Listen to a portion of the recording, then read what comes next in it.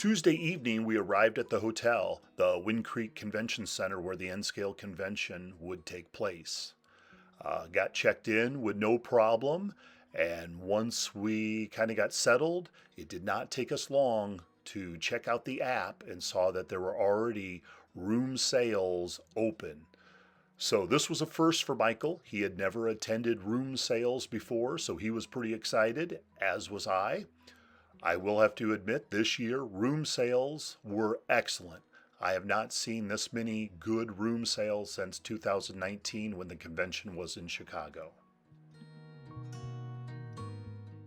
The hotel had a food court on one end, casino on the other, so we took a little break from the room sales to grab ourselves a Philly cheese sandwich, and then we continued the evening off with doing a few more room sales.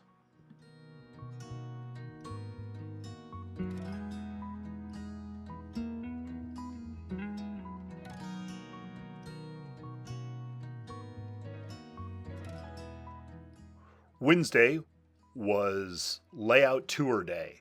So the morning was set up with AM tours.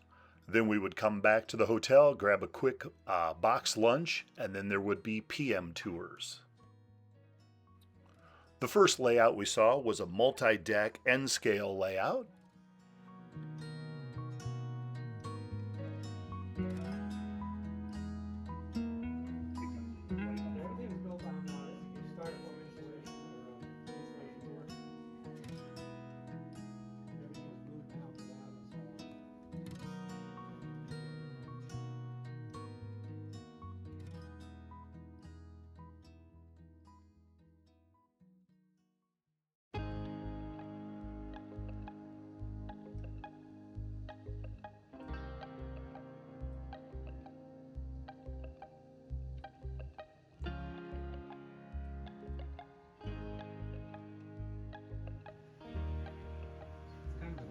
Accumulation. Like cleaner smoke that's Yeah. Whatever looks good.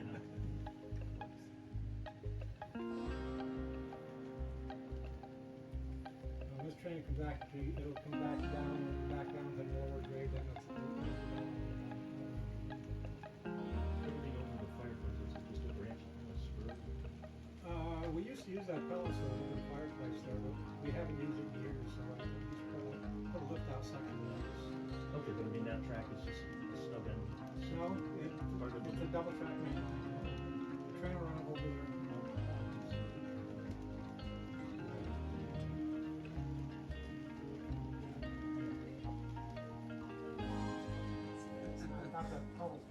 The layout had no helix between the two decks. It was a continuous grade that worked from one level to the other. And I believe he said that the two decks were separated by like 14 inches.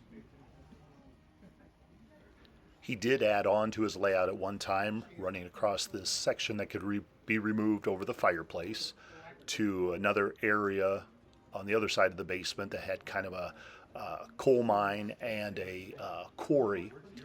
He said the fireplace isn't used much, so this piece does not get taken out very often.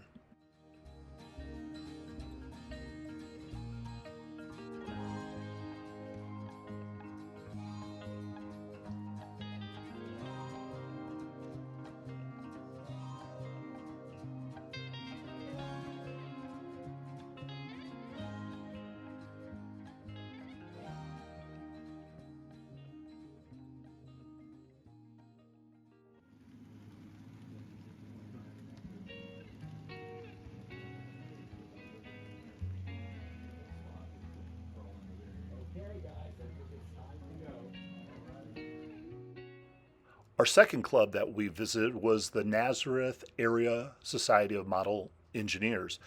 And they had a really neat building. It was in an old firehouse. So on the upstairs level, they had a small N-scale layout that you see here. And then they also had an O27 Lionel. Downstairs, where the fire trucks would have been at one time, is where they had a multi-deck HO layout.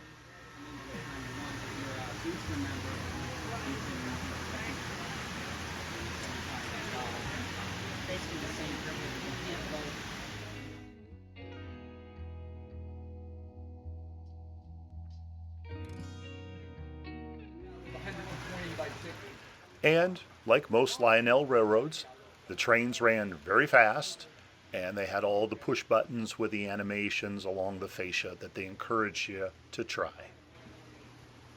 Overall, you could tell they had a lot of fun with this railroad. I got everything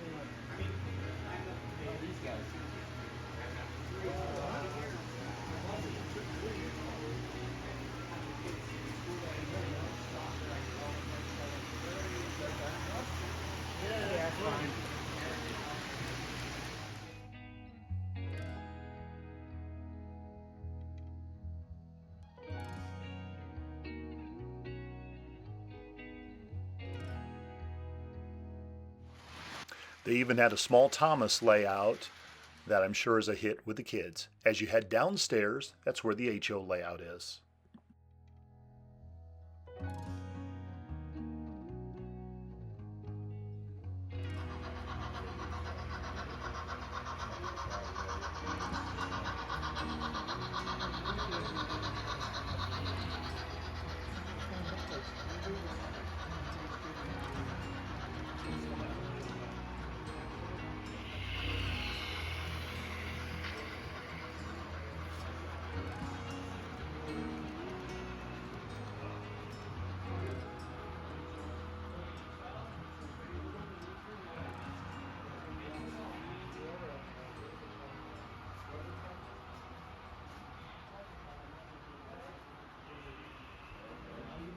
There was a very large helix then that would take this HO layout from this level all the way up to another level that was probably about 8 feet above it.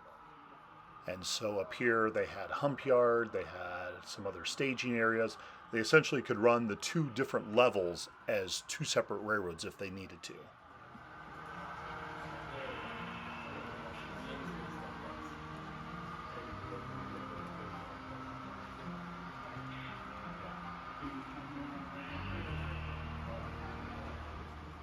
Here you get a good view of myself on the upper level, and then there's the lower level down below, about 8 feet, I would say.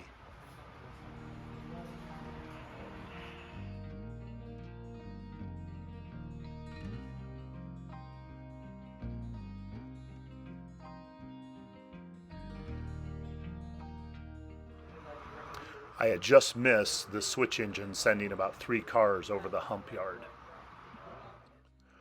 So after we left this train club, it was back to the hotel, grabbing our box lunches, and then ready for our afternoon layout tours. And it's a good thing we got our box lunches and started eating them quickly, because it did not take us long to arrive at our next layout. HO scale layout, so I'm sorry. But That's okay. We like trains. it's trains. So just a quick thing about the layout. You're gonna walk around. You keep the layout to your left at all times. If you do that, you'll go through all the islands and peninsulas, and you will eventually come back out right here. Take as many laps as you want, and there's club members are all over the place with shirts and name tags and all that. Any questions? Feel free to take pictures. You guys. This is the Lehigh and Keystone Valley layout. And as the club members told us, if we kept the layout to the left of us, we would essentially see the whole layout. We were given 1 hour before we would get on the bus. Well, it took us almost an hour just to walk around the layout. So if you didn't get a picture of something when you saw it, chances were you weren't going to be able to go back and get it. Great layout. Be fun to operate on a layout of this size.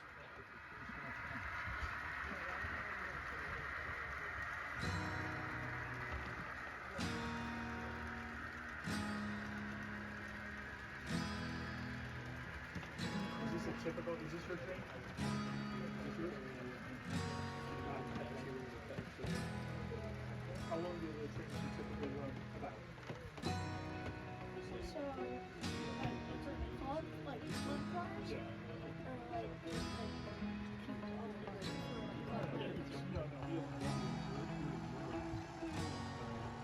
people BMW is a combination of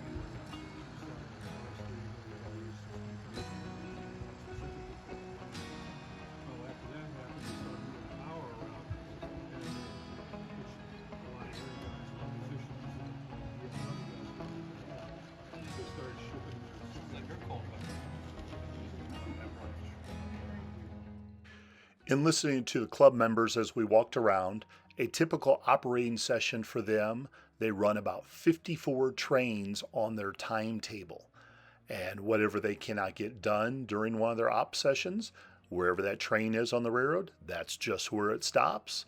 And then they will pick up and continue with it the next time they meet.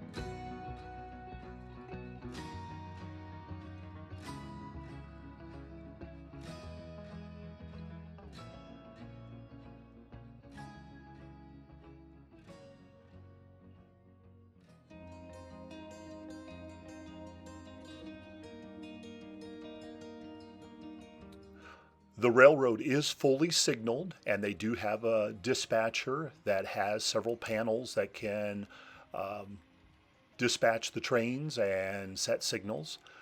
They use the Micromart cards and waybill system for car movements, and the whole railroad has an NCE system that runs the railroad with several boosters.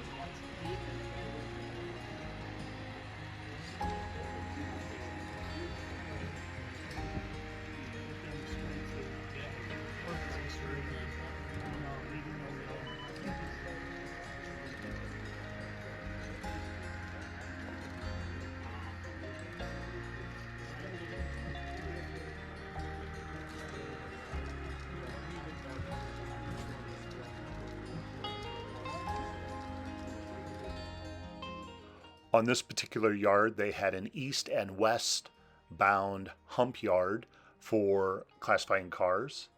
I believe this is the westbound hump.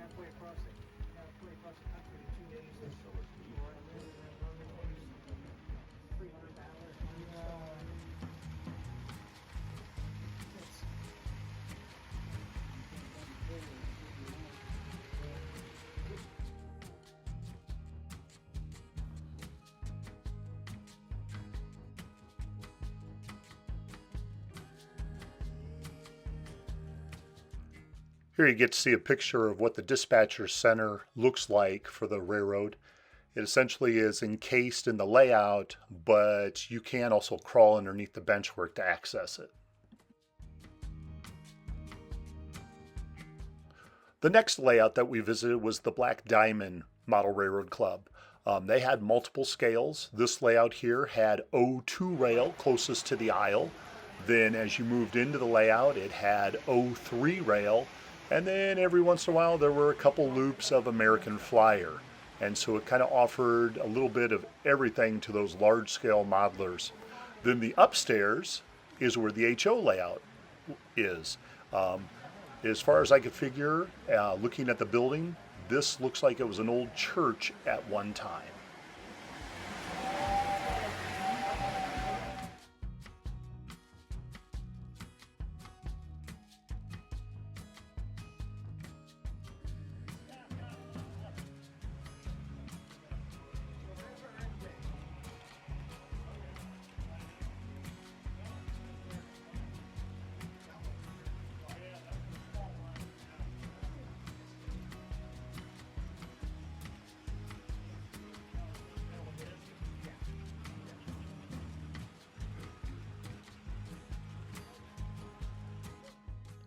And upstairs is where the HO portion of the Black Diamond Model Railroad Club was.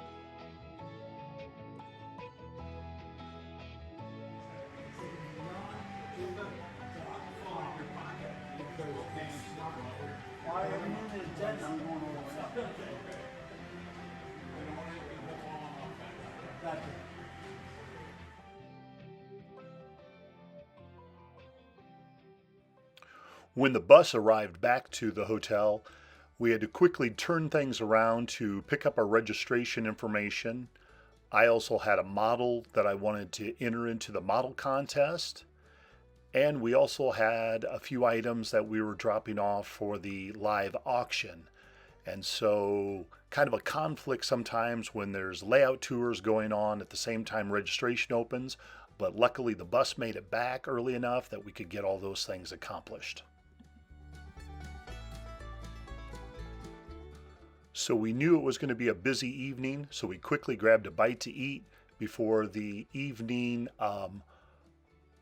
online presence meeting that I wanted to be there for my YouTube channel, but also before the evening welcoming reception, which was basically light desserts, a little board meeting, and then announcing that next year's convention for 2025 will be in Kansas City, Missouri.